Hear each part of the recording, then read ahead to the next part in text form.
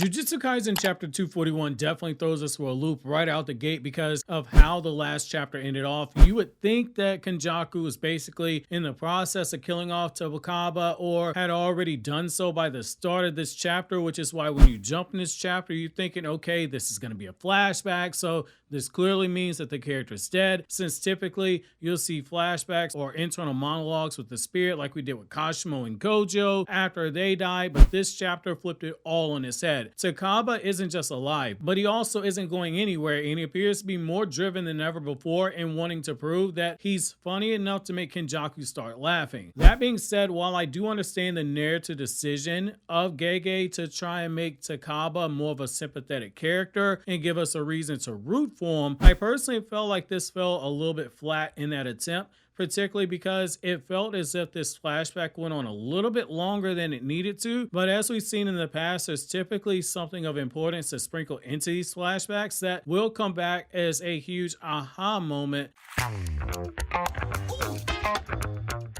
However, as this stands, I wasn't super impressed with this chapter. In the last chapter, we had Kenjaku figure out Takaba's curse technique and the fact that he's basically manipulating reality when using it, linking reality to his cringe humor, and Kenjaku basically broke Takaba's will at the end of the last chapter. With this chapter devoting so much time to Takaba's backstory, it feels like it's the right decision in terms of giving more meat to the character, but this also was not interesting to read. And it makes you wonder why Gege didn't choose to offer more meat to characters like Kashimo, where he took the less is more approach with that character. But the little bit we had from those characters was interesting enough where you wouldn't mind learning more about the characters, whereas here with Takaba, I think you could have gotten this point across with this sudden resolve to be funny again and to take comedy seriously and to make Kenjaku laugh. I think you could have gotten that done in less panels and still had the same impact that we have here. That's not to say this chapter didn't have strong writing. I do think that there are elements of the chapter that do have good character writing, but it didn't land for me personally. We start the chapter off with Takaba in his college years studying to be a comedian during what we can dub as being his humble beginnings, and we see him conversing with one of his friends, whereas Takaba is super serious and is pursuing that life of comedy and trying to make people laugh. His friend is acting like a typical college student. He's going out, he's having drinks, he's chasing girls and waking up super late, and he's hungover from trying to hook up with as many women as possible or from getting as drunk as possible the night before. Right away, you see the stark contrast between Takaba and his unnamed friend, because Takaba is super focused on his goal, which is commendable because at that age, most people, they're still trying to figure out where they are in their path of life. Hence why so many people change majors and some people realize that college isn't for them and they just drop out to pursue something else. However, we see here that he's so driven and so focused on making it in comedy that it's all that he's thinking about, and he isn't taking time to truly enjoy the things that life has to offer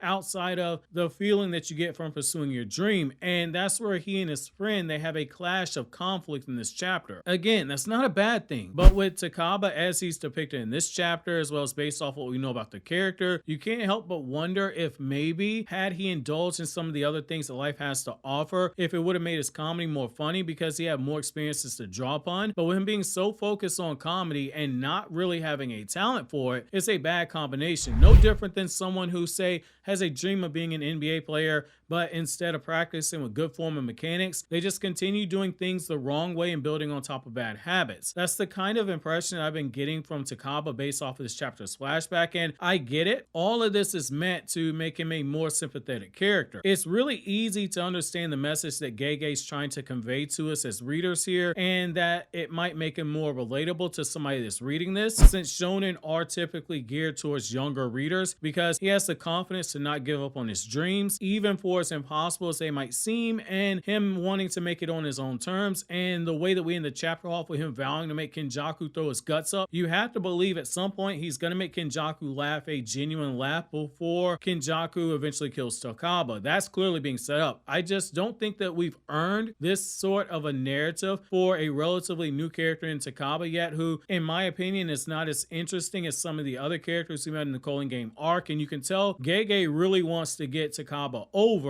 I'm just not sure if it's working. In this chapter, we see that Takaba is so focused on his goal and making it in comedy that he's basically become a shut-in. He's so focused on his goal that he doesn't even keep his home up. it's just piles and piles of what looks like his comedy DVDs, a PlayStation 3 if I'm not mistaken, and other materials. He's eating and sleeping and breathing comedy and letting everyone else around him just fall to the wayside. We've even got to a point where he's shown in his flashback having a monologue with the younger version of himself, and we see him speaking to one of his friends who says like, yeah, you know, all of our other friends, they pursued other passions. They settled down, they started families, and they asked Takaba if maybe they're making a mistake by going this hard into comedy. And it's something I can say as a reader myself that did strike a chord with me, because that was something that on a personal level definitely resonated. I understand very well wanting something so bad that it's the only thing you think about. It's the thing that you devote a majority of your time to, trying to make it into a reality. I run 3 monetized channels here on YouTube. This channel, KRYPTONIAN Saiyan, Naruto Explained, and Straw Hat KRYPTONIAN Saiyan, which I'll probably rename into One Piece Explained at some point. I spend hours each day scripting video, editing audio, and looking over my analytics trying to see where I can improve, and reading comments looking for feedback. I never stop looking for that insight that can take my content to another level, and